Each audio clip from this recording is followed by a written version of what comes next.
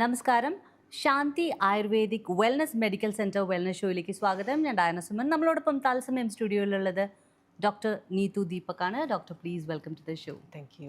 അപ്പോൾ നമ്മുടെ പ്രേക്ഷകരൊക്കെ വെയിറ്റിംഗ് ആണ്. ടോപ്പിക്കിലേക്കൊക്കെ ഡൈവ് ചെയ്യുന്നതിന് മുന്നിൽ ഒന്ന് പറഞ്ഞുകൊള്ളട്ടെ, നമ്മുടെ തത്സമയ ഷോ ആണ്. നിങ്ങൾക്ക് വിളിക്കാവുന്നതാണ് 058-804-1310, അതുപോലെ 058-523-1310. രണ്ട് നമ്പേഴ്സിലും തത്സമയം വിളിച്ചുകൊണ്ട് നിങ്ങളുടെ എന്ത് തരം സംശയങ്ങളും ചോദിച്ചാൽ ഡോക്ടർ ഇവിടെ ഉണ്ട് നിങ്ങൾക്ക് വേണ്ടിയിട്ട് അവൈലബിൾ ആയിട്ട്. Please make use of this opportunity. And യുടെ പുറത്തുനിന്നാണ് ഡയൽ ചെയ്യുന്നതെങ്കിൽ 0 ഒന്ന് മാറ്റിയിട്ട് +97 ഒന്ന് ഡയൽ ചെയ്താൽ മതി. അപ്പോൾ ഡോക്ടർ, ഈ ലോവർ ബാക്ക് പെയിനിലേക്ക് പോകുന്നതിന് മുന്നേ തന്നെ ഇപ്പോൾ ചെറിയ പ്രായത്തിലുള്ള കുട്ടികൾക്കും യൂത്തിന് പോലും ബാക്ക് പെയിൻ ഉണ്ട്. വൈ ഡു യു തിങ്ക് അങ്ങനെ എന്തുകൊണ്ടായിരിക്കും? ഒബ്വിയസ്ലി അതറിയാലോ, നമുക്ക് പണ്ടത്തെ രീതിയല്ല ഇപ്പം. അതായത് ലൈഫ് സ്റ്റൈൽ മോഡിഫിക്കേഷൻ, അല്ലെങ്കിൽ ലൈഫ് സ്റ്റൈലിൽ വന്നേക്കുന്ന കുറേയേറെ വ്യത്യാസങ്ങളാണ് അതിന് മെയിൻ ആയിട്ടുള്ള കാരണം. പണ്ട് കാലത്തുള്ള ആളുകൾക്കൊക്കെ നന്നായ രീതിയിൽ ജോലികൾ ചെയ്യാനും അവരുടെ ശരീരം നന്നായിട്ട് പറയണ പോലെ വ്യായാമം തന്നെ ചെയ്യുന്നുണ്ടായിരുന്നു. വർക്ക് എന്ന് പറയുന്നത് അവരുടെ ശരീരം നന്നായിട്ട് ഇളകുന്നുണ്ടായിരുന്നു. പക്ഷേ നമ്മുടെ ഇപ്പോഴത്തെ ജീവിത രീതിയും അതുപോലെ തന്നെ ജോബിൻ്റെ നേച്ചറും എല്ലാം തന്നെ ഓൾമോസ്റ്റ് നമ്മുടെ നട്ടലിന് കൂടുതൽ പ്രഷർ വരുന്ന രീതിയിലുള്ള ഇതാണ്. ഫോർ എക്സാമ്പിൾ, കൂടുതൽ നേരം ഇരുന്നിട്ടുള്ള ജോലിയാണ് കൂടുതലും ഉള്ളത്. അവർക്ക് ലോങ് സിറ്റിംഗ് അവേഴ്സ് ആണ്, 8 to 9 hours of sitting hours. അത് ഈ പറയുന്ന പോലെ നമ്മുടെ ഫുൾ ബാക്ക് സ്പൈനിന് ഒരു പ്രഷർ കൊടുക്കുന്ന കാര്യമാണ്. സെക്കൻഡ് തിങ് എന്ന് പറഞ്ഞു കഴിഞ്ഞാൽ കൂടുതൽ നേരം ഒരേ ഇരിപ്പിരിക്കുന്നതിനോടൊപ്പം തന്നെ പോസ്ചറിൽ ചിലവർ ഇരിക്കുന്നതിൻ്റെ വ്യത്യാസം കൊണ്ട് കൂനിയിട്ട് ഇരിക്കുന്നതുകൊണ്ടും, പിന്നെ നമ്മൾ നോർമലി ചെയ്യുക ഇപ്പോൾ ഹീൽസ് ഉപയോഗിക്കുന്നത്, ലേഡീസിനെ സംബന്ധിച്ചിടത്തോളം ഹീൽസ് ഉപയോഗിക്കുന്നത്, അതുപോലെ തന്നെ ജെൻസിനെ ആണെന്നുണ്ടെങ്കിൽ. കോളർ വന്നിട്ടുണ്ട് ഡോക്ടർ, കോളിലേക്ക് പോയിട്ട് നമുക്ക് കണ്ടിന്യൂ ചെയ്യാം. നമസ്കാരം, വെൽനസ് ഷോയിലേക്ക് സ്വാഗതം. ഇതാരാണ്? Hi, good afternoon Diana madam. Good afternoon doctor. Good afternoon dear. Vishanth കുമാറാണ്. വിശാന്ത് ഭായി, ചോദിച്ചോളൂ ഡോക്ടറോട് എന്താണ് പ്രശ്നം എന്ന് വെച്ചാലും. ഡോക്ടർ, എനിക്ക് എങ്ങനെയെന്ന് പറഞ്ഞു കഴിഞ്ഞാൽ ചെറുപ്പത്തില് മേ ബി അറൌണ്ട് 20-24 ഏജിൽ നല്ല ബാക്ക് പെയിൻ ഉണ്ടായിരുന്നു. I use to go for physiotherapy. അപ്പൊ അതിനുശേഷം ഇപ്പൊ ചെറുതായിട്ട് വീണ്ടും തുടങ്ങിയിട്ടുണ്ട്. മെയിനായിട്ട് വല്ല ഹെവി ജോബ്സ് ഒന്നും എടുക്കുന്നില്ല. Just I drive my car and I sit in office. ഇപ്പൊ എത്ര ഏജ് ഉണ്ട്? 44 ഉണ്ടല്ലേ.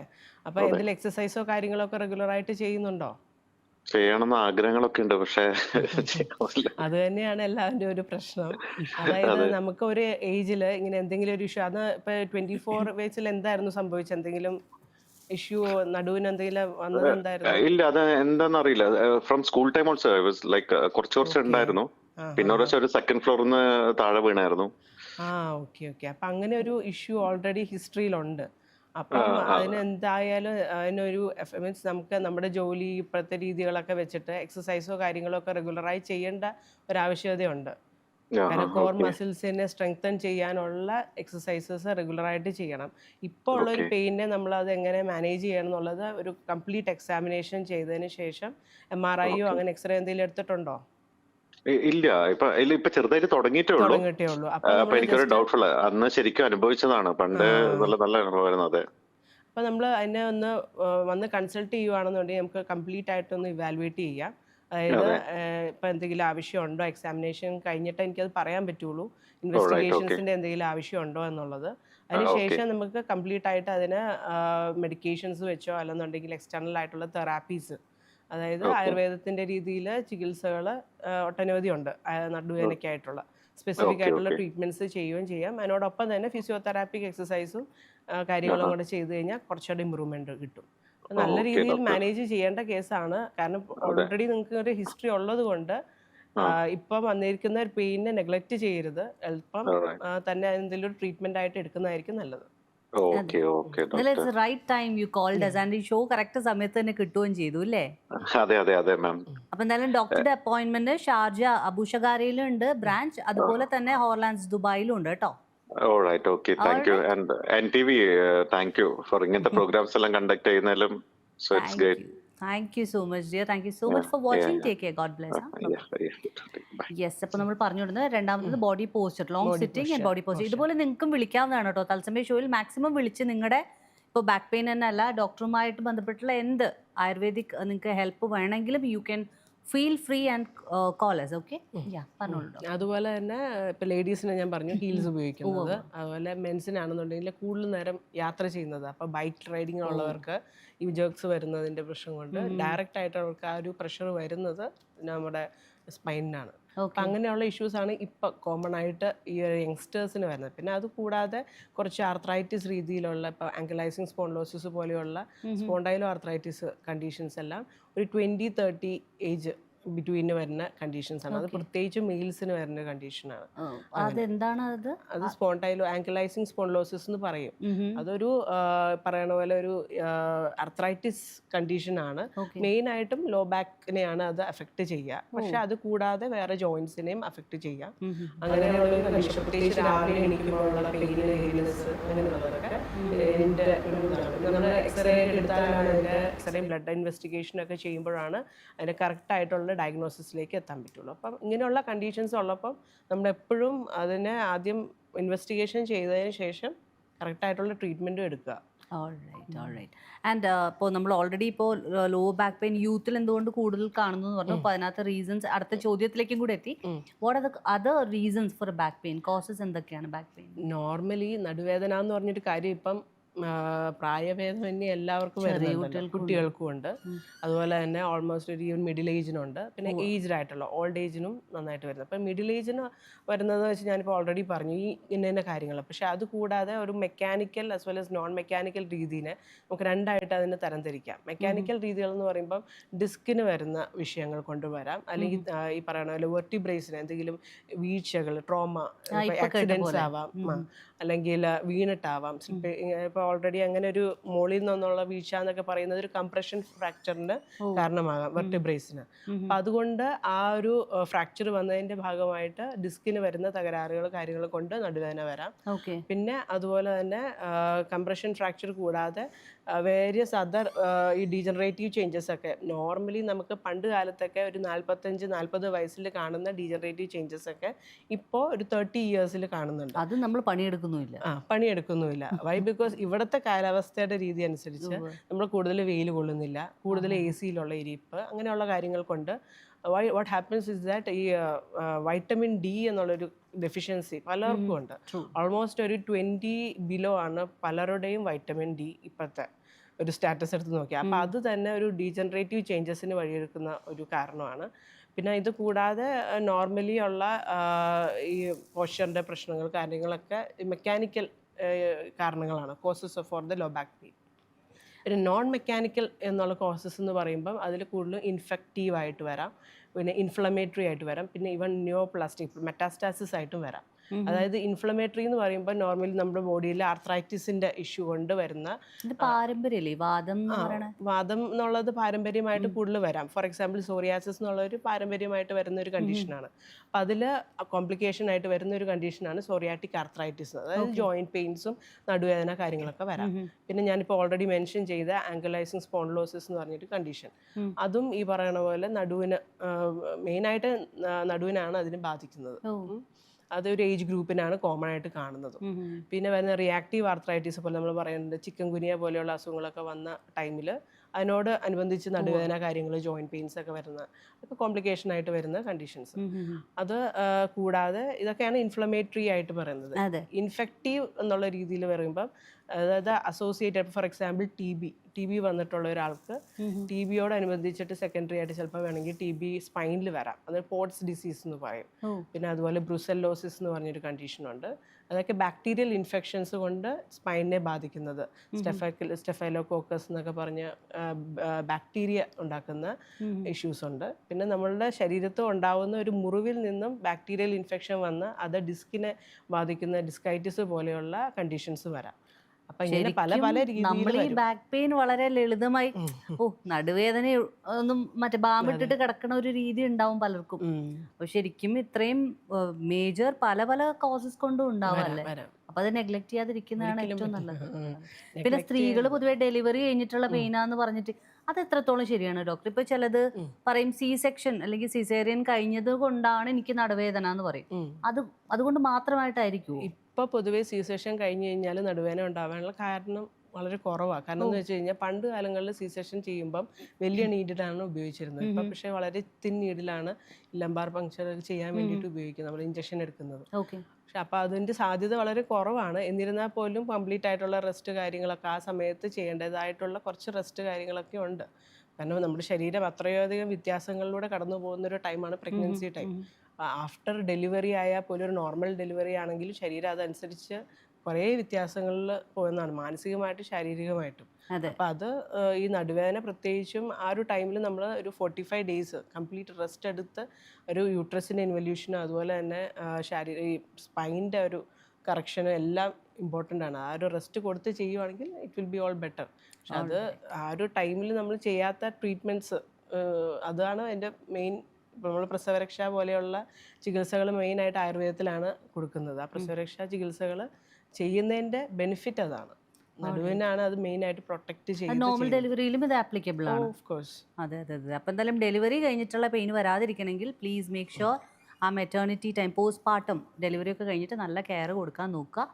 ആൻഡ് പറഞ്ഞതുപോലെ തന്നെ തത്സമയമാണ് programme. So definitely you can call us 058-804-1310, അതുപോലെ 058-523-1310. 2 നമ്പേഴ്സിലും വിളിച്ച് തത്സമയം ഡോക്ടറോട് സംസാരിക്കാവുന്നതാണ് കേട്ടോ.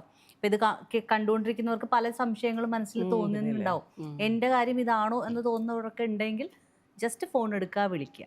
ആൻഡ് ഡോക്ടർ, ഈ വാത ഇംബാലൻസ് എന്ന് കേൾക്കാറുണ്ട്. അപ്പം ഈ വാത ഇംബാലൻസ് കൊണ്ട് നടുവേദന വരും എന്ന് പറഞ്ഞു, ഇത് നമുക്ക് സിമ്പിൾ ടേംസിൽ എന്താണെന്നൊന്ന് പറഞ്ഞു തരാമോ? അതായത് നമുക്ക് നടുവേദന എന്ന് പറയുന്നത് ആയുർവേദ രീതിയിൽ മനസ്സിലാക്കുന്നത് കടീശൂലം അല്ലെന്നുണ്ടെങ്കിൽ ലോ ബാക്ക് പെയിൻ. കടീശൂലം എന്ന് പറയുന്നത് കടി പ്രദേശം എന്ന് പറയുന്നത് നടുവിൻ്റെ ഭാഗം. അവിടെ കൂടുതലും വാദത്തിൻ്റെ സ്ഥാനമായിട്ടാണ് പറയുന്നത്. അപ്പം അതുകൊണ്ട് തന്നെ ആ ഏരിയയിൽ വരുന്ന പെയിൻ വാദദോഷം അഗ്രവേറ്റ് ആകുമ്പോൾ ഉണ്ടാകുന്ന വേദനയാണ്. അപ്പം അതിനുള്ള നമ്മുടെ രീതികളുള്ള ചികിത്സകൾ കാര്യങ്ങളെല്ലാം വാദദോഷത്തെ കുറയ്ക്കാൻ വേണ്ടിയിട്ടുള്ള രീതിയിലുള്ള ചികിത്സകളാണ് നമ്മൾ മെയിനായിട്ട് കൊടുക്കുന്നത്. പ്രത്യേകിച്ച് തൈലം, സ്നേഹസ്വേദനകളാണ് ഒരു പ്രൊസീജിയേഴ്സാണ് ആദ്യം ചെയ്യുന്നത്. വാതരോഗത്തിനെ കുറയ്ക്കാൻ വേണ്ടിയിട്ടും വാദത്തിനെ ശമിപ്പിക്കാൻ വേണ്ടിയിട്ടുള്ള ചികിത്സകളാണ് മെയിനായിട്ട് ചെയ്യുന്നത്. പിന്നെ അതിൻ്റെ കൂടെ വാദത്തിനോടൊപ്പം തന്നെ കഫത്തിൻ്റെ ആവരണവും പിത്തത്തിൻ്റെ ആവരണവും ഒക്കെ ആയിട്ട് ചികിത്സ കണ്ടീഷൻസ് വരാം. അത് നമ്മൾ മനസ്സിലാക്കി വൈദ്യന്മാർ അത് കണ്ട് മനസ്സിലാക്കി സിംറ്റംസ് അനലൈസ് ചെയ്തതിന് ശേഷം കൃത്യമായിട്ട് ഏത് ദോഷമാണ് ഒരാളിൽ വർദ്ധിച്ചിരിക്കുന്നതെന്ന് മനസ്സിലാക്കിയിട്ടാണ് അവിടെ മെഡിസിൻസ് ചെയ്യുന്നതും എക്സ്റ്റേണൽ ആയിട്ടുള്ള തെറാപ്പീസ്, പിരികളായാലും സ്വേദനകളായാലും നാളിസ്വേദം, അതുപോലെ തന്നെ കടിവസ്തി പോലെയുള്ളതും വേറെ ചികിത്സകളൊക്കെ നിർണ്ണയിക്കുന്നത്. ഡോക്ടർ, അപ്പോൾ എന്തായാലും നമ്മൾ വെൽനസ് ഷോയിൽ ഒരു ചെറിയ ബ്രേക്കിലേക്ക് പോകും. വെൽനസ് ഷോ, ഞാൻ ഡയനസുമൻ, ഒപ്പമുള്ളത് ഡോക്ടർ നീതു ദീപക്. ഡോക്ടർ, നമ്മളിപ്പോൾ ബ്രേക്കിലേക്ക് പോയപ്പോൾ തന്നെ അടുത്തൊരു കോളർ വെയിറ്റിംഗിലാണ്. കോളിലേക്ക് പോയിട്ട് നമുക്ക് വിഷയത്തിലേക്ക് വരാം. നമസ്കാരം, ഇതാരാണ്? ഹലോ, കോൾ കണക്റ്റഡ് ആണ്. ഹലോ ഹലോ, കേൾക്കുന്നുണ്ട്. ഡോക്ടറോട് നേരിട്ട് സംസാരിക്കുന്നതിന് മുന്നിൽ പേരെന്താണ്? എന്റെ പേര് ജലജ. ജലജ സംസാരിച്ചോളൂ ഡോക്ടറോട്. പറയൂ. ഡോക്ടർ, ഇങ്ങനെ ആയുർവേദത്തിന്റെ ഞാൻ കുറച്ച് നേരം അയാൾ ഷോ വെച്ചിട്ട് തരാവോ കുറച്ചുകൂടി? എന്തോ അല്ല ഇവിടെ സ്റ്റുഡിയോയിൽ പറയണം, കുറച്ചുകൂടെ ഒന്ന് നമുക്ക് കേൾക്കാൻ ശബ്ദം തരുമോന്ന്. ചോദിച്ചോളൂ. അപ്പം എനിക്കും ഇതേപോലെ സ്പോണ്ടിലോസിസും ലോവർ ബാക്ക് പെയിനും ഉണ്ട് ഡോക്ടർ. അപ്പൊ ഒരു ചെറിയ ബാക്കില് ഗ്യാപ്പ് ഉണ്ടെന്നാണ് പറയുന്നത് നടുവിന്റെ ഇതില്. അപ്പൊ അതിങ്ങനെ പെയിൻ കൂടുമ്പം ഇടയ്ക്ക് ഇങ്ങനെ ഡോക്ടറെ അടുത്ത് പോകും, അവര് ഫിസിയോതെറാപ്പി സജസ്റ്റ് ചെയ്യും. അപ്പൊ ഒരു 1 week ഒക്കെ അത് ചെയ്യും. വീണ്ടും ഈ പെയിൻ 24 hours ഇത് തന്നെ പെയിൻ തന്നെ. അപ്പം പിന്നെ ആയുർവേദവും ട്രൈ ചെയ്തു. ആയുർവേദത്തിൽ ട്രൈ ചെയ്തിട്ടും അതിന് പൂർണ്ണമായിട്ടുള്ള ഒരു മാറ്റമില്ല. പിന്നെ നീർക്കെട്ടാണെന്നാണ് പറയുന്നത്. പിന്നെ കുറച്ച് മെഡിസിൻ തരും. പിന്നെ പൊസിഷൻ കറക്റ്റ് അല്ല, കഴുത്തിനും തേയ്മാനം ഉണ്ട്, നടുവിനും തേയ്മാനം ഉണ്ടെന്ന് പറയും. എന്ത് ജോലിയാണ്? ഞാൻ മുന്നേ വർക്ക് ചെയ്തുകൊണ്ടിരുന്നത് അക്കൗണ്ട്സിലായിരുന്നു. ഇപ്പൊ ഞാനൊരു 3 years ആയിട്ട് വർക്ക് ചെയ്യുന്നില്ല. അപ്പം ആ സമയത്ത് എനിക്ക് 24 hours ഇങ്ങനെ 7 to 4 കണ്ടിന്യൂസ് ഇരുന്നിട്ടുള്ള ജോലിയായിരുന്നു. അതാണ്. പിന്നെ സ്പോണ്ടിലോസിസിന്റെ ഇഷ്യൂ ഉണ്ടല്ലോ ഓൾറെഡി. ഇങ്ങനെയുള്ള കണ്ടീഷൻസ് ഉള്ളപ്പോൾ നമുക്കെന്ന് വെച്ച് കഴിഞ്ഞാൽ ഈ നട്ടലിന് വരുന്ന ചേഞ്ചസ്, അതായത് പ്രത്യേകിച്ചും ഡീജനറേറ്റീവ് ആയിട്ടുള്ള ചേഞ്ചസ് നമുക്ക് കംപ്ലീറ്റ്ലി ക്യൂർ ചെയ്യാൻ പറ്റില്ല. എന്നിരുന്നാൽ പോലും നമ്മളത് എങ്ങനെ അതിൻ്റെ കാരണങ്ങളെ മനസ്സിലാക്കിയിട്ട് ആ കാരണങ്ങൾ എന്തെന്നുള്ളത് ഒഴിവാക്കി ബെറ്റർ ആയിട്ടുള്ളൊരു ലൈഫ് സ്റ്റൈല് തിരഞ്ഞെടുക്കുക എന്നുള്ളതാണ് ഏറ്റവും ആദ്യം ചെയ്യേണ്ടത്. പിന്നെ അതിന് കൃത്യമായിട്ടുള്ള മെഡിക്കേഷൻസും തെറാപ്പീസും ഇപ്പോൾ പറഞ്ഞു, ഓൾറെഡി നമ്മൾ ഫിസിയോതെറാപ്പി, ആയുർവേദ ട്രീറ്റ്മെൻറ്റ് എല്ലാം ചെയ്തിരുന്നു എന്ന് പറഞ്ഞു. പക്ഷെ അത് നമുക്കൊരു ഫോളോ അപ്പ് രീതിയിൽ റെഗുലറായിട്ട് ഇടയ്ക്ക് ഇപ്പോൾ വർഷത്തിൽ ഒരു തവണയൊക്കെ ഒരു ആയുർവേദ ട്രീറ്റ്മെൻ്റ് ഒക്കെ ചെയ്യേണ്ടി വരും. അതുപോലെ തന്നെ മസിൽ സ്ട്രെങ്തനിങ് ആയിട്ടുള്ള എക്സസൈസ് കാര്യങ്ങൾ റെഗുലറായിട്ട് വീട്ടിൽ തന്നെ ചെയ്യേണ്ടി വരും. ഇങ്ങനെ 2-3 കാര്യങ്ങൾ നമ്മൾ റെഗുലറായി ചെയ്തിരുന്നാൽ മാത്രമാണ് പെയിൻ എന്നുള്ളൊരു കണ്ടീഷൻ പറ്റേ അല്ലെങ്കിൽ ഒരു 80% എങ്കിലും നിങ്ങൾക്ക് മാറി നിൽക്കത്തുള്ളൂ. അല്ലെന്നുണ്ടെങ്കിൽ റെഗുലർ പെയിൻ ഉള്ള ഒരാളായിട്ടിരിക്കും. നമ്മൾ ചെയ്യുന്ന ഓരോ ആക്ടിവിറ്റീസ് ഇപ്പോൾ ഓൾറെഡി ഇപ്പോൾ 3 years ആയിട്ട് വീട്ടിലിരിക്കുകയാണല്ലോ. അപ്പോൾ എക്സസൈസസ് കാര്യങ്ങളൊക്കെ മാക്സിമം നമുക്ക് മോർണിംഗ് ആയാലും ഒരു നടത്തം, ഈവനിങ് ആണെന്നുണ്ടെങ്കിൽ എന്തെങ്കിലും ഒരു യോഗ പോലെയുള്ള സ്ട്രെച്ചിങ് ആയിട്ടുള്ള എക്സസൈസ് കാര്യങ്ങൾ. പിന്നെ ഓവറായിട്ട് ഒരേ ഇരിപ്പിരിക്കാതിരിക്കുക. 1 hour കൂടുമ്പം ഇടയ്ക്കൊന്ന് എണീറ്റിട്ട് ഒന്ന് സ്ട്രെച്ച് ചെയ്യുക. ഞാൻ എന്തെങ്കിലും ജോലികൾ ചെയ്യുന്ന ആളാണെന്നുണ്ടെങ്കിൽ പിന്നെ ഓവർ സ്റ്റാൻഡിങ്, പ്രത്യേകിച്ച് സ്പോണ്ടിലോസിസ് ഉള്ളപ്പോൾ എന്ന് പറഞ്ഞാൽ നമ്മൾ കുറേ പ്രിക്കോഷൻസ് എടുത്തിട്ട് വേണം കാര്യങ്ങൾ മുന്നോട്ട് ചെയ്യാൻ. അങ്ങനെ ചെയ്ത് കഴിഞ്ഞ് കഴിഞ്ഞാൽ നിങ്ങൾക്ക് will be out of pain. വലിയ കുഴപ്പമില്ലാതെ മാനേജ് ചെയ്യാം. കാരണം ഇത് എന്ന് പറഞ്ഞാൽ നമ്മൾ ആയുർവേദ രീതി പറയുകയാണെങ്കിൽ ഒരു ക്ലിസ്റ്റർ സാധ്യത ഡിഫിക്കൽട്ട് ടു ക്യൂർ ആണ്. പക്ഷെ എന്നിരുന്നാൽ പോലും നല്ല രീതിയിൽ ട്രീറ്റ്മെൻറ്റ് ചെയ്തിരുന്നാൽ നമ്മൾ ഓക്കെ എന്നുള്ള രീതിയിലേക്ക് എത്തും. കംപ്ലീറ്റ് ക്യൂറിങ് പറ്റില്ലെങ്കിൽ പോലും കാലിലേക്ക് വേറെ കാര്യങ്ങളുണ്ടോ അതോ നടുവിന് മാത്രമാണ് വേദനയുള്ളൂ? ആദ്യം എനിക്കധികം പ്രശ്നമില്ല. എന്റെ പ്രശ്നം നടുവിന്റെ നമ്മുടെ ബാക്കിലേക്ക് അപ്പർ ബാക്കിൽ പെയിൻ ഉണ്ട് അല്ലേ? ഉണ്ട്. അതാണ് ഏറ്റവും കൂടുതൽ. പിന്നെ ഇടയ്ക്കിടയ്ക്ക് ഇങ്ങനെ കണ്ടിന്യൂസ് കഴുത്തിന്റെ വേദന എന്ന് പറയുന്നത് ഈ ബിറ്റ്വീൻ ഭയങ്കര പെയിൻ ഒക്കെ ഷൂട്ടാവും. അപ്പൊ ഒരു 3 days നമ്മൾ ഹോസ്പിറ്റലിൽ പോയി മെഡിക്കേഷൻ ചെയ്ത് ഇഞ്ചക്ഷൻ ഒക്കെ എടുത്ത് അങ്ങനെ ചെയ്യുമ്പോൾ അത് കുറച്ചൊരു ഇതാവും. കൂടുതൽ ചെയ്യുന്നതിന്റെ ഭാഗമായിട്ടാണ് കൂടുതൽ ടെൻഷൻ, പക്ഷെ ഒത്തിരി ടെൻഷൻ അടിക്കുമ്പോൾ ഈ കഴുത്തിന്റെ വേദന പെട്ടെന്ന് പോകും. അപ്പൊ അതെ അതെ കാണിക്കുമ്പോൾ ഡോക്ടേഴ്സ് ഒക്കെ പറഞ്ഞിട്ടുള്ളത് ഫൈബ്രോമയാൾജിയുടെ ഒരു ചെറിയ ഇതുണ്ട്. പെട്ടെന്ന് ഇങ്ങനെ നമ്മൾ ടെൻഷൻ അടിക്കുമ്പോൾ മസിലെല്ലാം ഇങ്ങനെ പെട്ടെന്ന് ടൈറ്റ് ആവും. അപ്പൊ പെയിൻ ഭയങ്കരമായിട്ട് കൂടും. അങ്ങനെ പലരും പലരും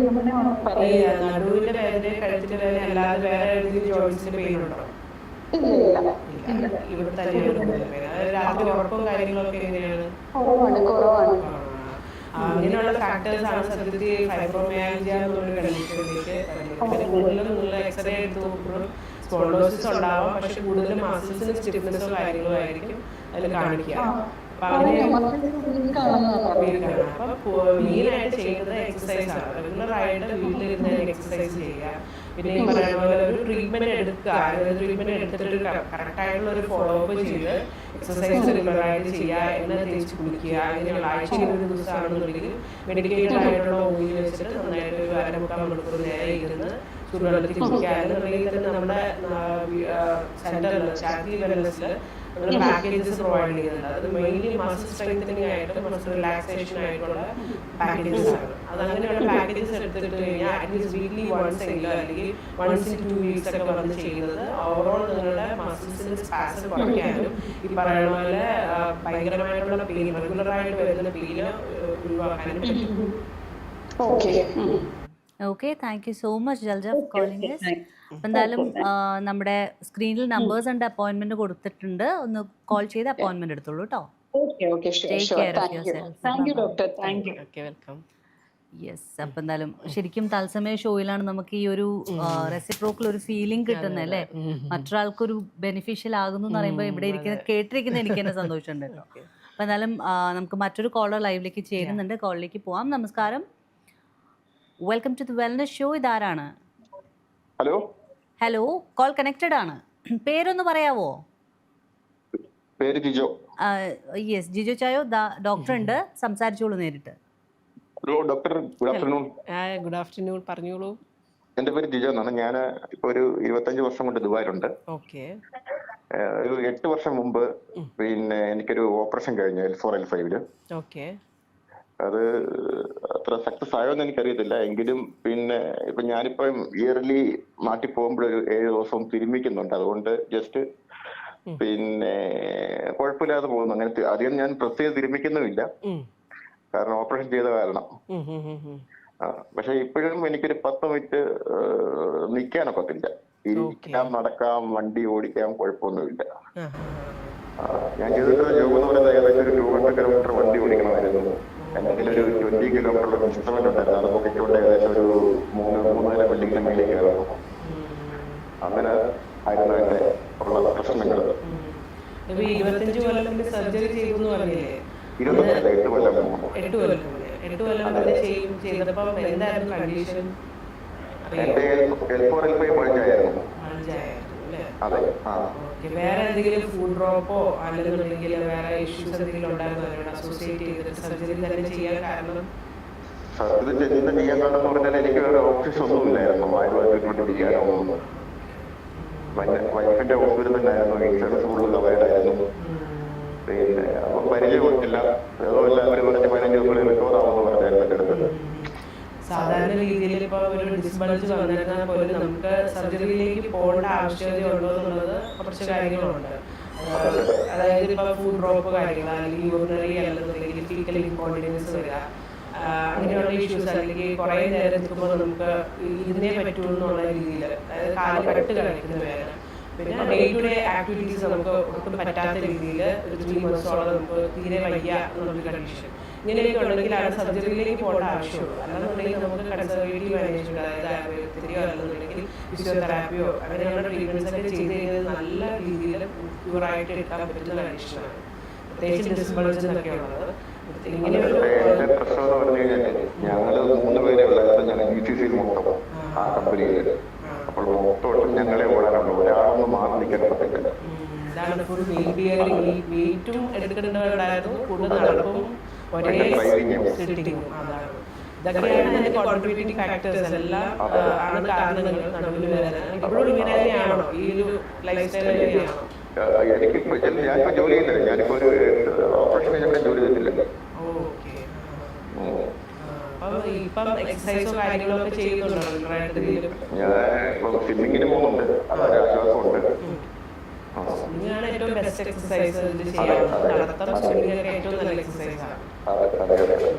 പിന്നെ സ്ട്രെച്ചിങ് ആയിട്ടുള്ള കുറച്ച് എക്സസൈസ്, അതായത് നടുവിന്റെ സ്പൈനിനെ സപ്പോർട്ട് ചെയ്യുന്ന മസിൽസിനെ സ്ട്രെങ്തൻ ചെയ്യാനുള്ള ഫിസിയോതെറാപ്പിക് എക്സസൈസുകളുണ്ടല്ലോ, അത് തന്നെ ചെയ്തിരിക്കുകയാണെങ്കിൽ അത് നല്ലതാണ്. അത് സ്ട്രെങ്തൻ ചെയ്തുകൊണ്ടിരിക്കുന്നത്. പിന്നെ നമ്മുടെ ആയുർവേദ രീതിയിൽ വൺസ് ഇൻ എ ഇയർ ഒരു തിരുമിക്കൽ ചെയ്യുന്നുണ്ടെന്ന് പറയും, അത് പ്രോപ്പറായിട്ടൊന്ന് എടുത്തിട്ട് റെസ്റ്റ് ഒക്കെ എടുത്ത് ട്രീറ്റ്മെന്റ് ചെയ്യുകയാണ് ഏറ്റവും നല്ലത്.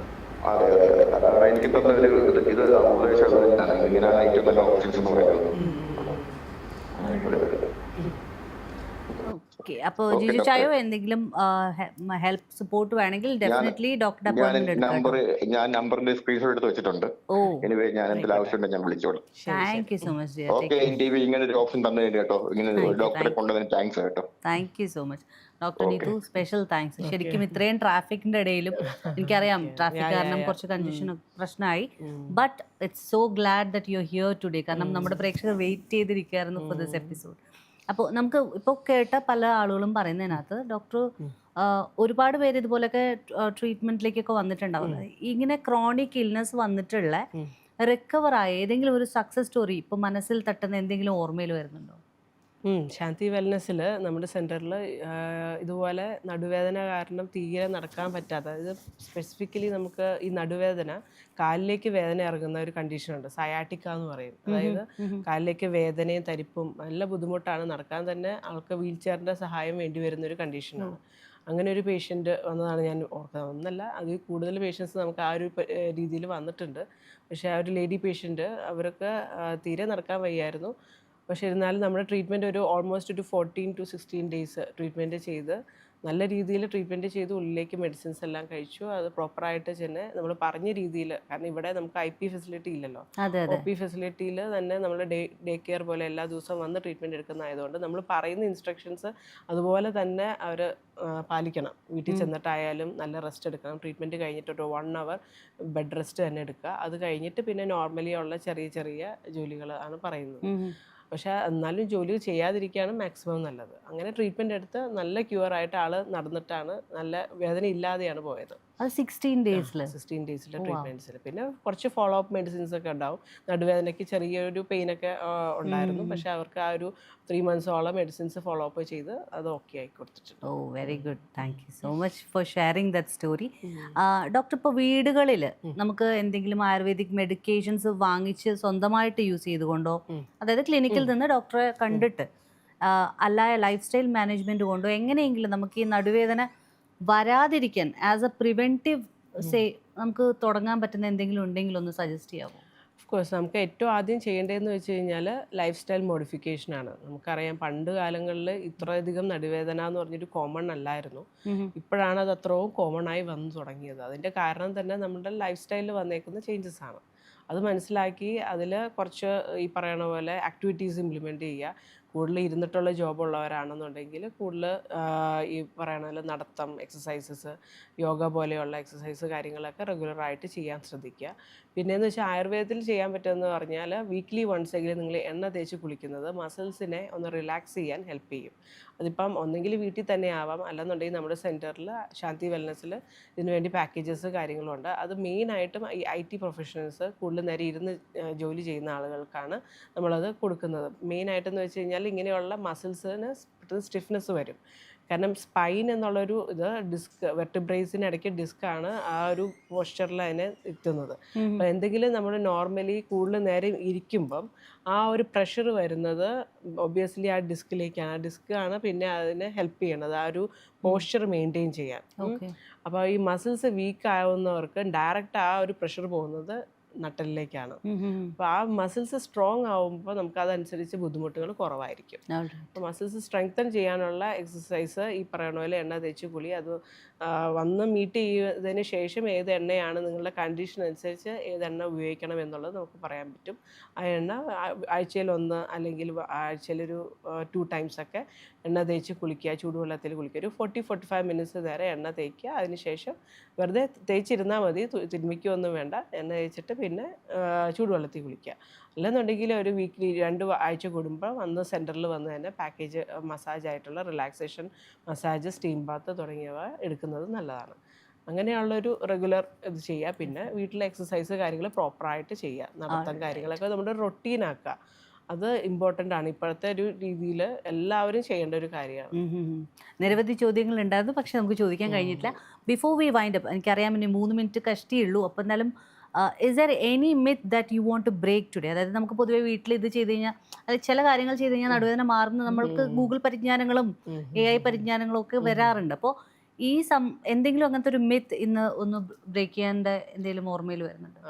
ഒന്നാമത്തെ കാര്യം എന്ന് വെച്ചാൽ നമ്മൾ നടുവേദനയുള്ളവർ പെട്ടെന്ന് കുറയാൻ വേണ്ടിയിട്ട് പല കാര്യങ്ങളും വീട്ടിൽ തന്നെ ഇരുന്ന് ചെയ്യുന്നവരുണ്ട്. ഇതിൽ പ്രധാനമായിട്ടെന്ന് വെച്ച് കഴിഞ്ഞാൽ പെയിൻ ഉള്ള സമയത്ത് കയറി എക്സസൈസ് കാര്യങ്ങൾ, സ്ട്രെച്ചിങ് കാര്യങ്ങളൊക്കെ ചെയ്യും. അത് ഒരു കാര്യമാണ്. പിന്നത്തേന്ന് വെച്ചാൽ ഒറ്റമൂലിയായിട്ട് പെട്ടെന്ന് പെയിൻ കുറയാൻ വേണ്ടിയിട്ട് ഏതെങ്കിലും മെഡിസിൻസ് ആരെങ്കിലും പറഞ്ഞു എന്ന് പറഞ്ഞ് അതെടുത്ത് കഴിക്കുക, അങ്ങനെയുള്ള കാര്യങ്ങൾ. ഇതിനൊക്കെ എന്ന് വെച്ചാൽ പ്രോപ്പറായിട്ട് മേ ബി ആ ഒരു പെയിൻ നിങ്ങൾക്ക് ആ ഒരു ടൈമിൽ ഒരു ചെസ്റ്റ് റിലീഫ് തരുമായിരിക്കാം ഇങ്ങനെയുള്ള മെഷേഴ്സ് കൊണ്ട്. പക്ഷേ എന്നിരുന്നാൽ പോലും അത് പ്രോപ്പറായിട്ടുള്ളവർ എന്താണ് അതിൻ്റെ കാരണം, ഞാനിപ്പോൾ ഈ പറഞ്ഞ പോലെ അതിൻ്റെ ഇൻഫ്ലമേറ്ററി, ഇൻഫെക്റ്റീവ് സൈഡ്സ് അല്ലെങ്കിൽ മെക്കാനിക്കലായിട്ടുള്ള ഇഷ്യൂസ്, ട്രോമ, ഡിസ്ക് ഇഷ്യൂസ് അങ്ങനെ എന്തെങ്കിലും ഉണ്ടോ എന്നുള്ളത് നമ്മൾ കൃത്യമായിട്ട് പരിശോധിച്ച് കൃത്യമായിട്ട് അതിൻ്റെ ചികിത്സ നേടിയാൽ അതിന് കൃത്യമായിട്ട് ശാശ്വതമായിട്ടുള്ള പരിഹാരം കിട്ടുള്ളൂ. അല്ലാത്ത പക്ഷേ നമുക്ക് അതിന് എപ്പോഴും ഇങ്ങനെ ഈ പറയുന്ന ഒരു ഡ്രാഗിങ് പിൻ എപ്പോഴും നമ്മുടെ ജീവിതത്തിലെ ഒരു ഭാഗമായി മാറും വേദന എന്നുള്ള കാര്യം. അപ്പോൾ അതിന് പ്രോപ്പറായിട്ട് അതിനെ കണ്ട് മനസ്സിലാക്കിയിട്ട് വേണം ചികിത്സ ചെയ്യാൻ. ഒരിക്കലും ഇങ്ങനെയുള്ള ഒറ്റമൂലി അങ്ങനെയുള്ള കാര്യങ്ങളിലേക്ക് പോകാതിരിക്കുക. Thank you so much doctor for your valuable time. ഒരുപാട് സന്തോഷം നമ്മളോടൊപ്പം ഇത്രയും വാല്യുബിൾ ടൈം സ്പെൻഡ് ചെയ്യാൻ എത്തിയതിന്. Thank you. Will see you soon. Yes, അപ്പോൾ നിങ്ങൾ കണ്ടുകൊണ്ടിരുന്നത് വെൽനസ് ഷോ ആണ്. Doctor Neethu Deepak is from Shanti wellness ayurvedic medical centre. അപ്പോൾ എന്തായാലും അപ്പോയിൻമെൻറ്റ് നമ്പർ സ്ക്രീനിൽ കൊടുത്തിട്ടുണ്ട്. ദുബായിലോ അബൂഷഖറ ഷാർജയിലെ ബ്രാഞ്ചിലോ പോയി അപ്പോയിൻമെൻറ്റ് എടുത്ത് കാണാവുന്നതാണ്. നമ്മുടെ ഷോയിന് ശേഷം നിങ്ങൾ കാണാൻ പോകുന്ന നിങ്ങളുടെ ഫേവറേറ്റ് ഷോ ആണ്. അപ്പോൾ എന്തായാലും ഗെയിം ഷോവുമായിട്ട് നമ്മുടെ സ്റ്റാഫ് എത്തിയിട്ടുണ്ട്. So enjoy the show, keep watching NTV.